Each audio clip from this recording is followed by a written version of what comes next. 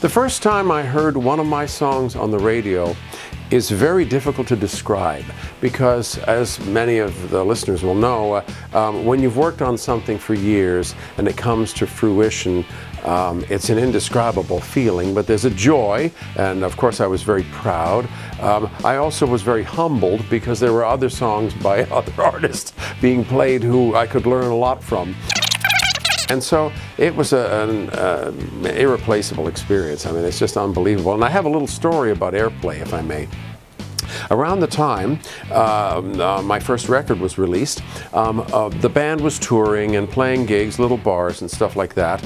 And we had just started getting some airplay. And we went to a bar in a small town for the first time ever. We'd never played there. There was a Friday night, there were 300 or 400 people there, and that was bad. Because if we had never played there before, chances are it was the local watering hole. And people would come expecting a band that would play well-known material by whoever, Led Zeppelin or Leonard Skinner, bands that were already very successful.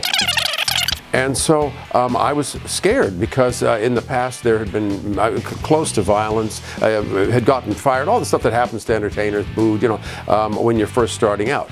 So we go on stage and people start asking for our songs. What? Airplay.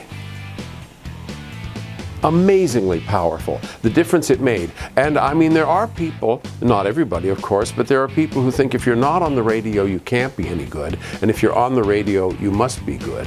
And that wasn't the only kind of person who responded, but it made such a difference.